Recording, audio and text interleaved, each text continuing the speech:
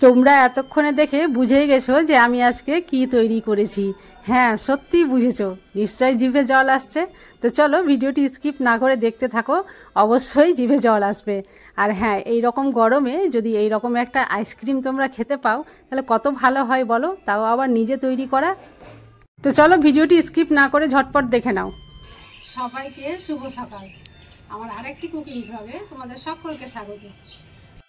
আজকে সকাল সকাল চলে এসেছি আমার এই কিচেনে, খুবই কম উপকরণ দিয়ে একটা দারুণ রেসিপি নিয়ে। আজকে করব আমি চকলেট আইসক্রিম। আর গরমের দিনে তো প্রত্যেক দিন আইসক্রিম খেলেও মনে হয় যে মন ভরে না। তো চলো, সামান্য 10 টাকার একটা চকলেট দিয়ে কি সুন্দর আমি চকলেট আইসক্রিম করছি দোকানের মতো। এখানে আমি 500 গ্রাম দুধ নিয়েছি, গরুর দুধ। তোমাদের কাছে গরুর দুধ না থাকলে এখানে 10 টাকা দামের 3 প্যাকেট দুধ মানে জলে গুলে নিবে, তাতেই হবে। পাউডার দুধ। এই দুধটাকে মেরে নিতে হবে, জাল দিয়ে একটু কমাতে হবে। আর নিয়ে নিয়েছি এই যে 10 টাকা দামের একটা চকলেট। এই চকলেট দিয়ে আমি চকলেট আইসক্রিমটা তৈরি করব। আর খুবই কম সময় হয়, মানে জমতে যতক্ষণ সময় লাগে আর কি, তৈরি করতে বেশিক্ষণ সময় লাগে না। আশা করছি তোমাদের খুবই ভালো লাগবে। তো ভিডিওটা স্কিপ না করে প্রথম থেকে শেষ পর্যন্ত দেখো, ভালো লাগলে অবশ্যই একটা লাইক করে দিও। এই দুধ থেকে আমি কিছুটা দুধ এই ঠান্ডা অবস্থাতে উঠিয়ে নিচ্ছি অন্য একটা বাটিতে।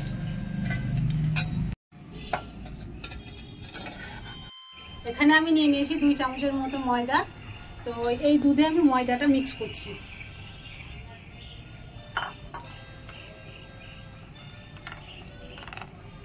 ময়দাটা ঠান্ডা একটু দুধে মিক্স করতে হবে, যাতে দুধটা ঠান্ডা থাকে, না তো আবার মানে দলা পেকে যেতে পারে। গরমের দিনে না মাছিও খুব ডিস্টার্ব করছে। এখন তো গরম ভালোভাবে পড়েইনি, তাতেই মাছি এত আসছে। আম লিচু পাকলে মনে হয় পাগল করে দিবে। ক্যামেরাতে বোঝা যায় না, তবে মুকুল ভালো এসছে, তাই না? এই যে ময়দাটা খুব ভালোভাবে ঘোলা হয়ে গেছে। এবার এর সঙ্গে আমি একটা মানে গুঁড়ো দুধের প্যাকেট মিক্স করছি। এটা তোমরা যদি না দিতে চাও তো কোনো ব্যাপার নাই, তবুও আইসক্রিম জমবে এবং খেতেও ভালো লাগবে।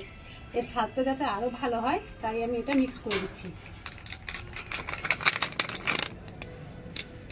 খুব ভালো করে মিক্স করে নিয়েছিলাম যাতে কোনো দলাভাব না থাকে। দলাভাব যদি থেকে যেত তাহলে কিন্তু এটা আবার গ্রাইন্ডারে গ্রাইন্ড করতে হতো। তো দেখলাম যে কোনো রকম দলাভাব ছিল না, তাই মিক্সার গ্রাইন্ডারে আর আমি এটাকে গ্রাইন্ড করিনি।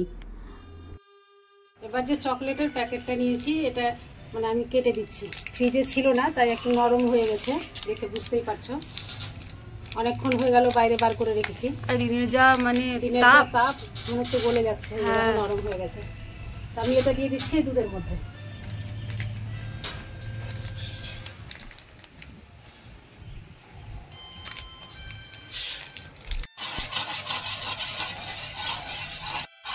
এবার আমি দিয়ে দিচ্ছি অল্প পরিমাণে চিনি।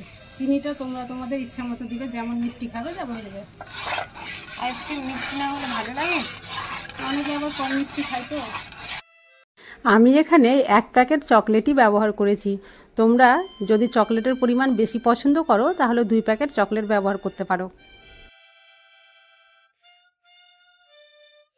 সমস্ত উপকরণ খুব ভালোভাবে মেল্ট হয়ে গিয়েছিল, তাই গ্যাসের ফ্লেম অন করে এটা আমি চাপিয়ে দিয়েছি আর অনবরত এইভাবে নাড়তে রয়েছি।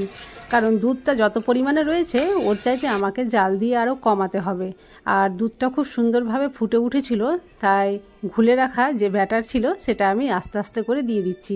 দেওয়ার সময় কোনোভাবেই কিন্তু নাড়া বন্ধ করা যাবে না। আর তারপরে দিয়ে দিচ্ছি কনডেন্স মিল্ক। এটা তোমরা ইচ্ছা করলে দেবে, আর হাতের কাছে যদি না থাকে তাহলে না দিলেও কোনো ব্যাপার নেই। এমনিতেই আইসক্রিমের টেস্ট খুব ভালো হবে। এটা দিয়ে আবারও নাড়তে হবে। এইভাবে নাড়তে নাড়তে চকলেটের কালার যতক্ষণ না পর্যন্ত এসেছে ততক্ষণ কিন্তু গ্যাসের ফ্লেমটা কমিয়ে দিয়ে নাড়তে হবে। যখন দেখবে যে সত্যিকারের চকলেটের কালারটা চলে এসছে, দুধটা কমে গিয়ে, তখন গ্যাসের ফ্লেমটা বন্ধ করতে হবে। তো আমি সেই অপেক্ষায় রয়েছি যে কখন চকলেটের কালারটা আসবে, আর আমি গ্যাসের ফ্লেমটা বন্ধ করব। আজকে এত গরম করেছে, দেখতেই পাচ্ছ কতটা রোদ বাইরে। আর এই রোদরে মানুষ তো নাজেহাল হয়েছেই, আর গাছগুলোরও অবস্থা দেখো কি অবস্থা। গাছেরাও মনে হচ্ছে জল চাইছে, ওদেরও মনে হচ্ছে পিপাসা লাগছে। তাই আমি তাড়াতাড়ি এই আইসক্রিমটা সেরে ফেলছি। আইসক্রিম তৈরি করা হলেই গাছে আবার জল দেব, ওরাও প্রাণ ফিরিয়ে পাবে। তো দেখো, তোমাদের সঙ্গে কথা বলতে বলতে আইসক্রিম রেডি হয়ে গেছে, আর কালারটা দেখছো কত সুন্দর হয়েছে। এবার আমি যে বোল রয়েছে সে বোলে কিন্তু ঢেলে নিলাম, আর দেখো সম্পূর্ণ বোলটাই কিন্তু ভরে গেছে। এবার আমি একটু ঠান্ডা হওয়ার অপেক্ষা করছি, কারণ উপর থেকে একটা ডিজাইন করব, তো আবার মিক্স হয়ে যাবে, তাই একটু ঠান্ডা হলে বাস ডিজাইনটা আমি করে দেব। আর এই ডিজাইনটা করব চকলেট দিয়ে।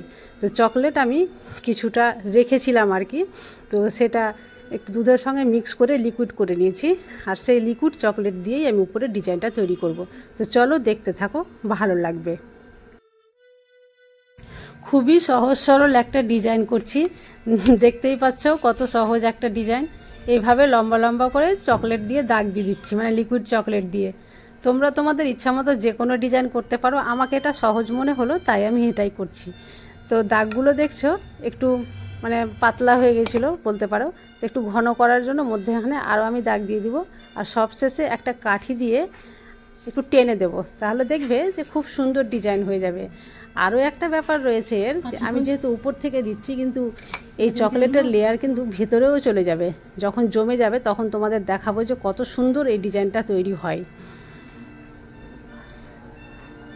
ঘরে থাকা সামান্য কটা জিনিস দিয়ে এত সহজ সরল পদ্ধতিতে আমি যে আইসক্রিম করতে তোমাদের শেখালাম বা করে দেখালাম, আশা করছি তোমাদের খুবই ভালো লেগেছে।